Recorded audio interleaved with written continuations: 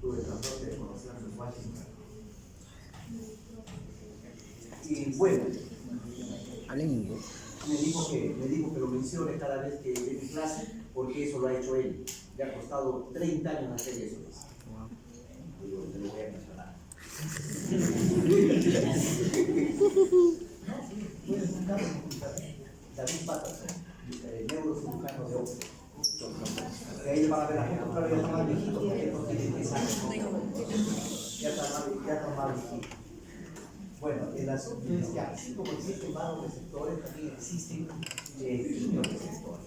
Y los quimioreceptores, a ver, por aquí no se distraigan, los quimioreceptores básicamente detectan cuando falta oxígeno. Y a una persona le falta oxígeno cuando la presión arterial se está cayendo. Entonces los quimioreceptores no tienen una respuesta de ida y vuelta. Si sube, baja, si sube lo bajo y si bajo lo subo. El quimioreceptor normalmente tiene un camino. Cuando esté bajo lo subo. Entonces el núcleo del tracto solitario actúa solamente a través del simpático. Cuando lo estimulan los quimioreceptores.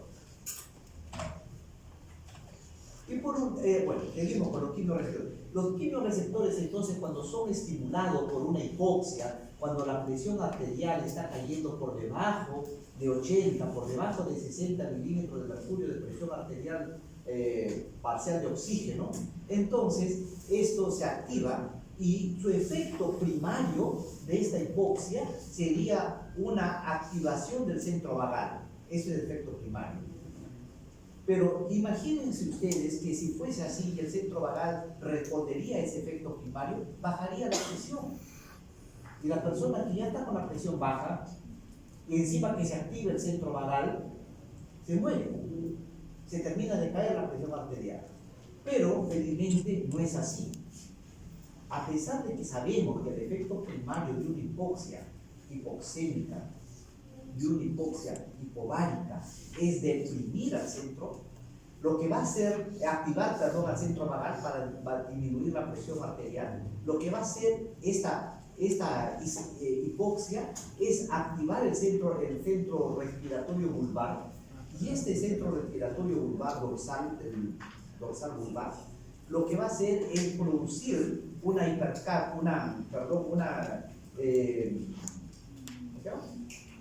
aumento de la frecuencia respiratoria y un aumento del volumen pulmonar. Y este aumento del estiramiento pulmonar me va a desactivar al centro vagal. Por lo tanto, la hipoxia ya no me va a activar al centro vagal porque está deprimido, sino va a producir una activación. Y de esta forma va a aumentar, ¿qué cosa? La presión arterial, porque estoy diciendo que los quimioreceptores solamente sirven para aumentar la presión arterial, no sirven para otra cosa. ¿Ok? Pero si por algún motivo la presión arterial continúa disminuyendo, los varoreceptores no han funcionado, los quimioreceptores no han funcionado y la presión arterial sigue disminuyendo por debajo de 60 milímetros de mercurio, entonces se activa un centro vasomotor cerebral en forma directa, y esto lo hace porque hay una disminución de oxígeno, pero fundamentalmente porque hay un aumento de CO2 y un aumento de ácido láctico. Esto va a activar el centro vasomotor cerebral para que produzca una excitación intensa y va a comunicar esto por nervios a la médula suprarrenal, para que la médula suprarrenal, ¿qué haga la médula suprarrenal? Para que libere adrenalina y noradrenalina. Y estos neurotransmisores van a actuar a nivel de qué receptores, a nivel de los receptores alfa, para producir una intensa vasoconstricción. ¿Ok? Y de esa manera va a subir la presión arterial. Corrige de 10, corrige 7 veces. O sea, el 70% de la caída de la presión arterial. Desgraciadamente dura pocos minutos. A este mecanismo se le ha llamado Guyton lo llama el último cartucho, porque ese es el último mecanismo que utiliza antes de morir. Luego existe una regulación de la presión arterial a plazo intermedio que dura algunos días, y esto significa que cuando la presión arterial sube hay un secuestro de líquido, porque la presión hidrostática que se transmite en la arteriola va a aumentar más de 37 y por lo tanto va a superar largamente a la presión oncótica y va a salir líquido hacia el intersticio. ¿Ok? Este es el capilar. Esta primera mitad de acá se llama capilar arterial y esta segunda mitad se llama capilar venoso. La presión hidrostática acá es una y acá es otra. Acá es alta y acá es baja. Pero la presión oncótica acá no cambia. Por lo tanto, lo que acá saca, la presión oncótica acá lo recoge, pero no lo recoge completamente, sino queda 3 más o menos afuera. Y esos 3 milímetros de mercurio positivo que tienen el intersticio recogido por los linfáticos y devuelto a la circulación general. Pero en la hipertensión arterial, acá no hay 37, acá hay 47, entonces saca mucho más de lo que puede entrar. Y acá se produce la acumulación de líquido y a eso se llama edema. Y esa es la fisiopatología del edema en insuficiencia cardíaca compleja.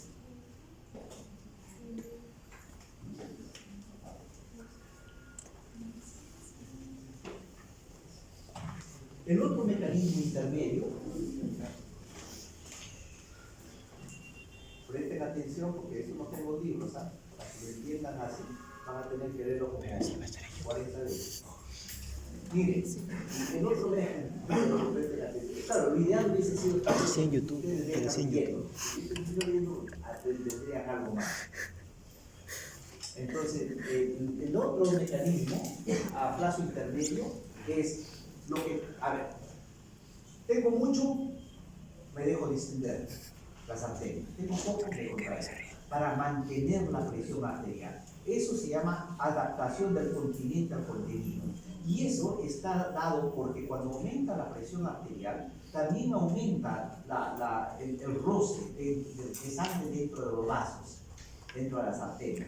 Y ese roce de la sangre, al aumentar la presión arterial dentro de las arterias, estimula el endotelio para que libere una sustancia que se llama la L-arginina y la L-citrulina y se convierta y se active y se produzca más NOS sintetasa.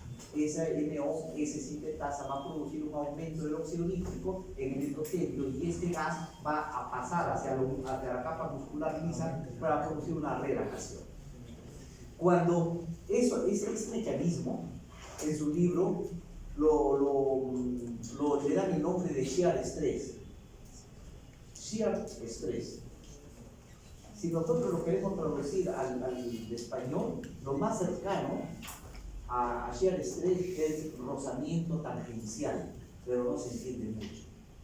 Cuando ustedes hablan de shear stress, todo el mundo lo entiende, pero cuando ustedes hablan de rozamiento tangencial, medio que no se entiende bien. Que roce la tangente, no se sabe bien, pero así es, hay términos que no se pueden traducir, ¿no? Entonces los libros evitan ese término, rozamiento tangencial, porque no está bien traducido.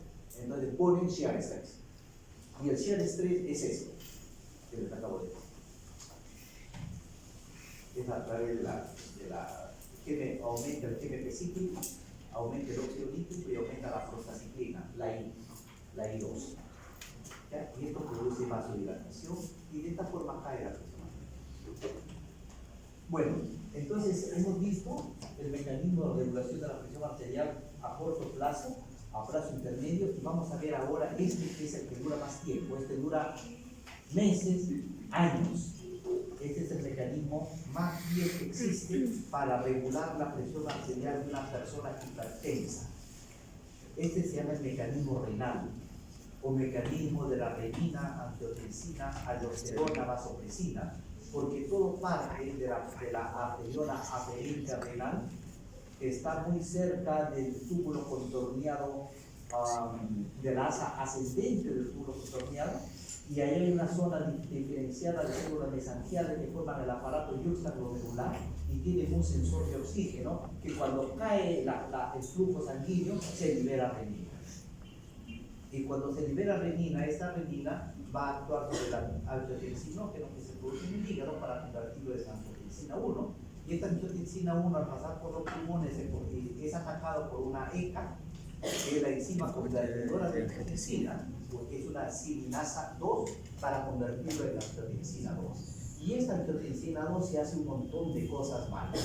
Una de las cosas malas que hace esta angiotensina 2 es aumenta la aldosterona, que es malo, reabsorbe sodio y agua, que es malo, da sed, apetito por la sal, da ganas de comer chifles.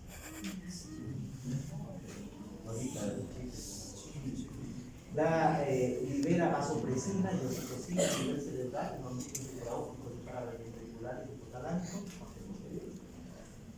Hay una descarga del sistema nervioso simpático, existe constricción, existe el remodelado vascular, porque esta angiotensina 2 no solamente actúa acá, sino actúa a nivel intranuclear, cambiando el RNA mensajero, produciendo una señal que se llama formación de nuevas células.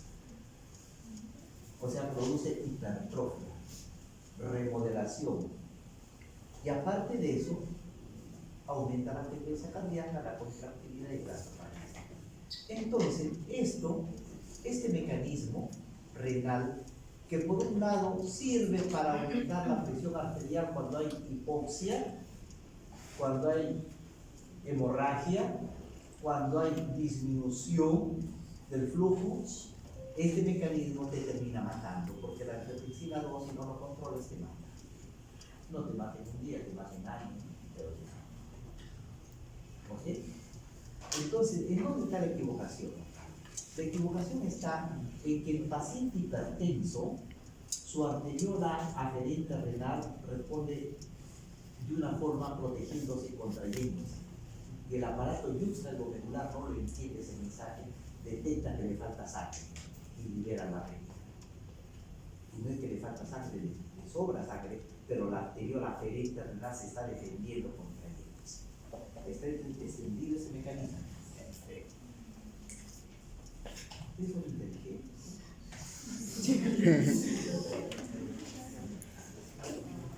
Muy bien. Entonces, si el malo de la película es la angiotensina 2, nosotros el hipertenso debemos bloquear esta angiotensina 2 o evitar que se convierta de angiotensina 1 a angiotensina 2. Para eso nosotros podemos actuar con drogas que bloquean a la ECA y se llaman los IECA, que son las inhibidores de la enzima convertidora de angiotensina, por ejemplo en el enalapril, o podemos actuar acá bloqueando este receptor de angiotensina 2, es el AT1, que produce todos esos daños que le hemos dicho. Entonces, muy bien, pero si nosotros hacemos un repaso, vamos a ver que, por ejemplo, miren ustedes, que para que se convierta angiotensina 1 y angiotensina 2, este paso de acá, a través de los pulmones, por la ECA, es solamente el 30%. El 70% tiene otra vía para que se conviertan en angiotensina 2, y es la vía de las quimasas. O sea que tú puedes bloquear acá con enalapril y 70% se va a seguir convirtiendo en angiotensina 2. ¿Ok? Entonces lo más lógico sería decir, no, yo mejor antes de bloquear la ECA, porque hay aquí un shunt de 70%, mejor bloqueo acá, angiotensina 2, receptor final, ¿no es cierto? Bloqueo acá, ¿correcto? Muy bien, pero los estudios que se han hecho, que son como 7 LAC por el igual, no han demostrado que los ARTAN sea más efectivo que el DARAN. Sin embargo, por acá se está yendo el 70% y acá está bloqueando completamente al 100% los receptores angiotensina. ¿Cuál es el motivo? Que no le puede ganar el losartán al enalapril, porque el enalapril no solamente al bloquear de la ECA me está impidiendo la degradación de bradicinina, O sea, tiene un camino, un plus, que es el aumento de bradicimina. Y la bradicimina es un poderoso vasodilatador y natriurético, y activa el activador platinógeno tisular que produce la degradación del coágulo dentro de las arterias. O sea, tiene un plus que no lo tienen los receptores de AT1, y eso lo deben saber porque eso es parte del tratamiento de la hipertensión. Entonces, hay muchos clasificaciones de hipertensión arterial, leve, moderada, severa, muy severa, grave, que viene haciéndose desde que yo tengo uso de la razón y que cada vez se va modificando. ¿Ya? Más o menos por allá por el año 1985 se crea el comité de expertos de presión arterial y cada 5 años se reúnen en algún lugar del mundo y sacan nuevas clasificaciones. Esto es hipertensión, este es el estadio 1, el estadio 2, el estadio 3. Bueno, el séptimo reporte del Joint National Committee, que es el comité de expertos en presión arterial de todo el mundo, en el año 2004 saca esta clasificación, ya 2004, 14 años, casi 15 años, que todavía está buena. Esta clasificación del séptimo reporte dice que una persona es hipertensa cuando tiene presión arterial sistólica más de 140 hasta 159 y presión diastólica de 90 a 91. Y el estadio 2, mayor de 160 o mayor de 100. Listo. Esos son los dos estadios. Digo estadio, ahorita estadio, porque no vamos a meter. Entonces, esto de acá es lo más fácil. Estadio 1, 140, 159, estadio 90, 99, estadio 2, mayor de 160, mayor de 100. Listo. Lo normal, menos de 120 y menos de 80. Entonces, acá viene la pregunta. ¿Y entre 120 y 140 qué hago? Nada, observa nomás. Y entre 80 y 89, observa. Y le han puesto un nombre a esto, porque no es hipertensión, sino le han puesto prehipertensión. Término muy discutido para unos, pero el comité de expertos así lo ha puesto. ¿Y por qué lo ha puesto? Porque dice que acá recién nosotros debemos dar medicamentos en el estadio 1, no en la prehipertensión, porque el prehipertenso no es hipertenso, acá dice no está indicado drogas. Entonces, ¿qué se hace? Modificación de los estilos de vida. Hay que modificar el estilo de vida, ¿no? Este séptimo reporte del año 2004 llega a algunas conclusiones. Y las conclusiones que llega dice, en las personas mayores de 50 años, presiones arteriales sistólicas mayores de 140 son un factor de riesgo de enfermedad cardiovascular. Solamente habla de presión sistólica, aislada, factor de riesgo. A partir, dice, de los 115 milímetros sobre 75, el riesgo de enfermedad cardiovascular se dobla, o sea, se duplica por cada incremento de 20 de sistólica y 10 de diastólica. O sea, de 115 que se vaya a 135 se duplicó el riesgo de enfermedad cardiovascular. Y de 75 a 85 se duplicó, miren, y todavía no es hipertenso. Porque hemos dicho que hipertenso es a partir de 140. Pero sin embargo ya tiene el doble de posibilidades de un evento cardiovascular. Llega a otra conclusión, el séptimo reporte.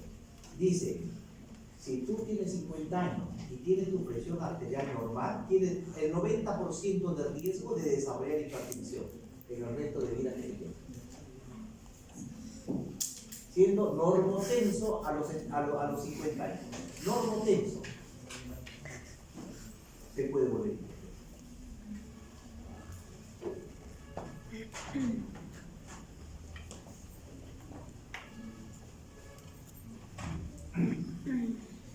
Luego viene el octavo reporte, año 2010. Viene el octavo reporte, 2009, viene el octavo reporte Y el octavo reporte dice: adulto de más de 60 años, si su presión arterial sistólica es mayor de 150, hay que darle tratamiento. O la diastólica es mayor de 90. O sea, acá cambia el octavo reporte. Dice solamente si la presión arterial es mayor de 150. O sea, se vuelve más complaciente, más flexible. No dar tratamiento a una persona mayor de 60 años si es que no es diabético, si no tiene enfermedad renal, si no tiene insuficiencia renal, no darle tratamiento. Recién cuando tiene arriba de 150, darle tratamiento. Octavo reporte, comité de expertos. El resto dice igual. Estoy de acuerdo. El resto dice igual que el séptimo reporte. Pero aquellos pacientes, dice el octavo reporte, que tienen enfermedad renal y diabetes, sí, bájenlo más de 140. Pero el séptimo reporte dice, paciente diabético y enfermo renal, bájenlo menos de 130. ¿Ok? Este es más complaciente. Llegan a 140 con 90. Y bueno, luego recomiendan algunas drogas para empezar el tratamiento, como son la hidroclorotiazida, el beta, ¿no? Este es la hidroclorotiazida, esto es los beta bloqueadores, los YECA y los ARCA, ¿no es cierto? Y para los pacientes negros, dice, Discrimina. la hidroclorotiazida, Discrimina ahí. y así está. Y darle hidroclorotiazida y no darle YECA ni ARA2, sino darle, ¿qué cosa? Calcio antagonista o bloqueadores de calcio. Entonces, ese es el otro aprendizaje, el otro. En los pacientes negros es mejor el bloqueador de canales de calcio, porque ellos tienen un problema en nivel de la capa media arterial con la homeostasis del calcio. Entonces, la mejor droga para ellos, aparte del diurético, que es bueno para los blancos y para los negros es mejor el bloqueador de calcio. Estudios confirmados, hechos que no son intentos, ¿no? 5 estudios. Entonces, bloqueadores de calcio. Entonces, si no quieren, negro, yo busqué por afroamericano, bueno, afroamericano. Ya, afroamericano.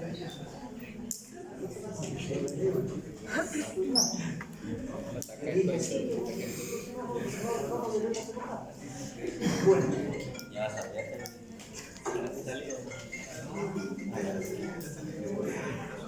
entonces,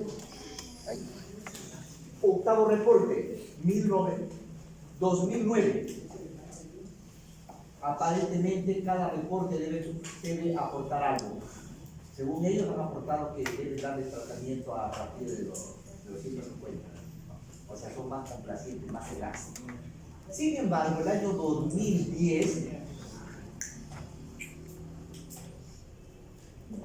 se hace el estudio SPRINT, que es un estudio hecho en 140 centros asistenciales hospitales de todo Estados Unidos, Centroamérica, el Caribe, donde quieren probar a ver qué tan cierto es eso. Que agarran 9.500 pacientes y se lo dividen en 2 grupos, pacientes hipertensos, pero que no sean ni diabéticos ni que tengan enfermedad renal, lo dividen. Y le dicen a sus médicos de cada uno de estos pacientes de los 9.000, tú a un grupo, bájale la presión hasta 140, sistólica nomás, no me importa la presión. Y a otro, bájale la presión menos de 120. Los pacientes firman consentimiento informado, ¿no? Y empieza el estudio. ¿Con qué droga lo baje la presión? No me interesa. Con la droga que tú, como médico, quieras usar. Nosotros hemos participado en eso. Entonces, baja. Si tú le estás dando los sartánicos, con los sartánicos, con lo que tú quieras, con chicha morada, con maracuyá, pero le bajas. A este grupo le bajas hasta 140 y a este grupo le bajas menos de 120. El estudio debió durar hasta el año 2015, pero el año 2013 se suspende el estudio porque el grupo que estaba siendo bajado solamente hasta 140 se estaba muriendo el doble que los otros.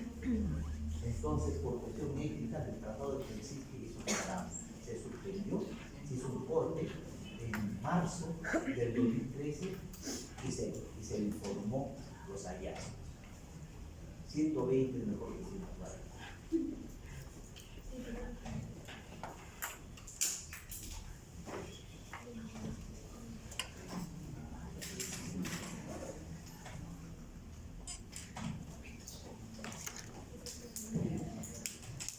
Conclusiones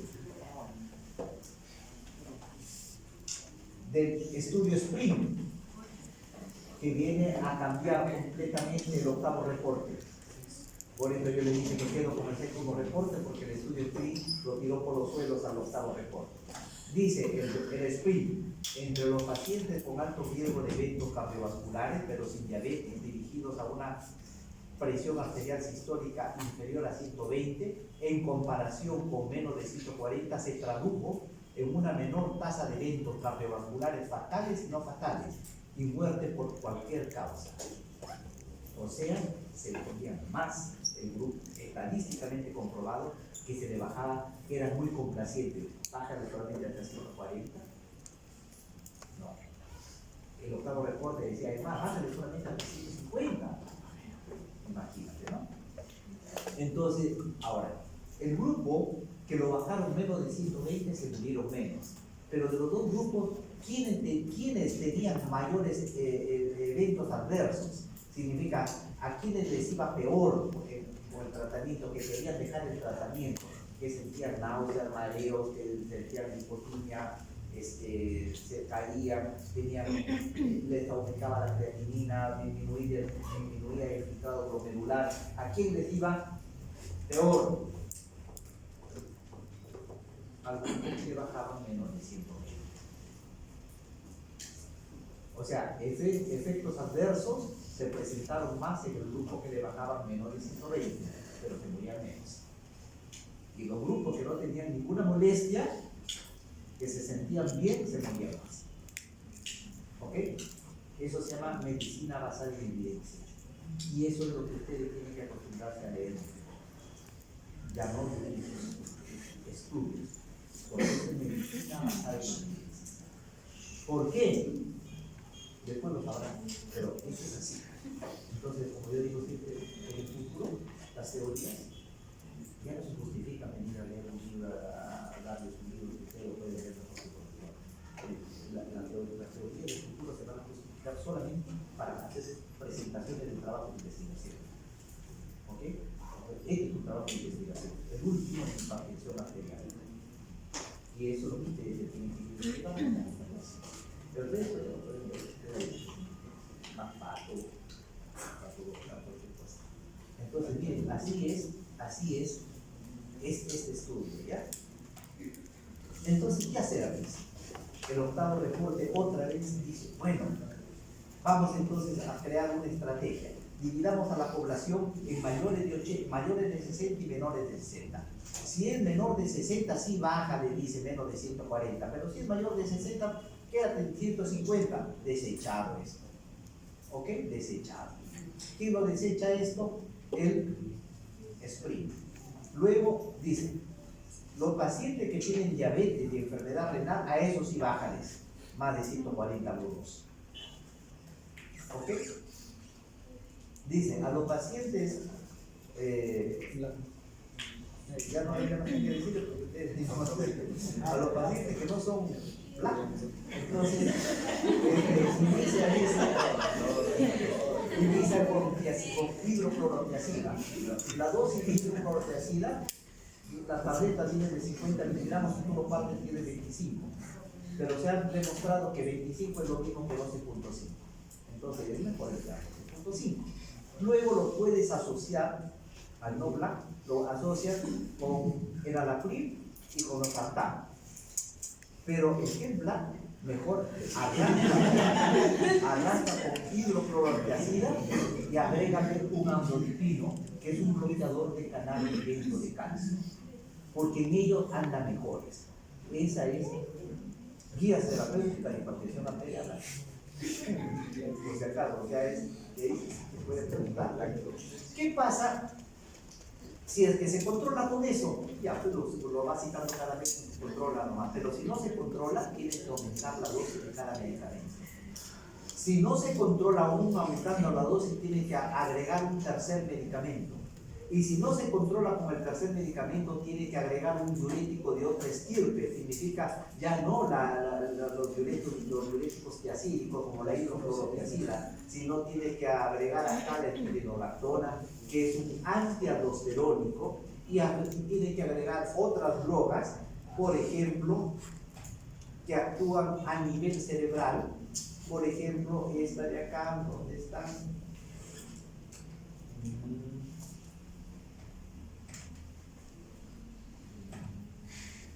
Esta de acá, que es la clonidina.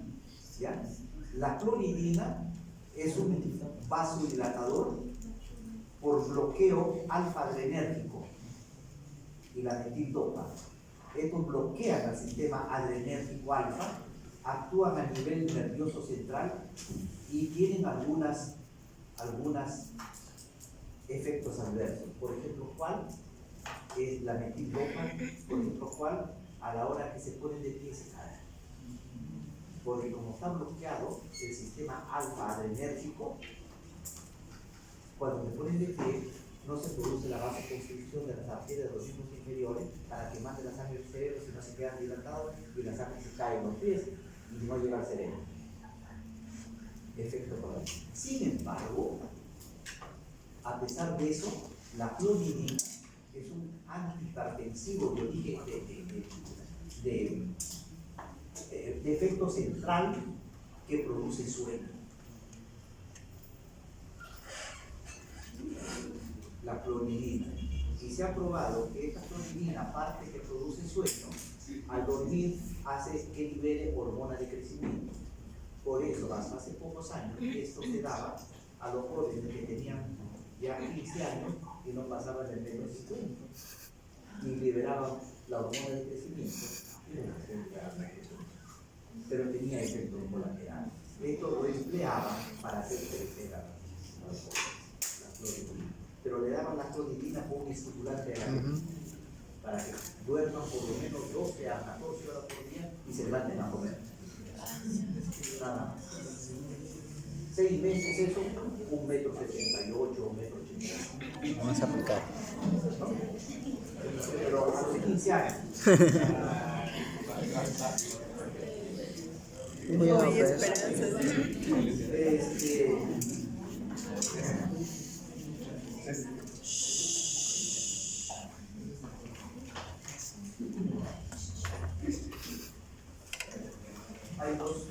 Hay dos corrientes.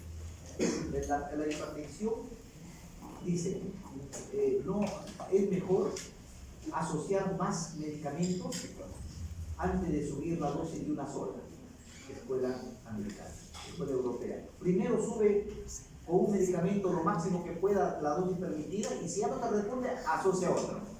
Sube hasta el máximo permitido, si no te responde, asocias otro. Pero los americanos dicen, es mejor no llegar a tope a la mitad nomás y asociar otro porque tiene una sinergia que va mejor. Bueno, todo eso lo pueden ver ustedes. ¿No? Ahí estamos en el INCOR, el Instituto del Corazón de Sao Paulo, que este es uno de los más grandes de Sao Paulo.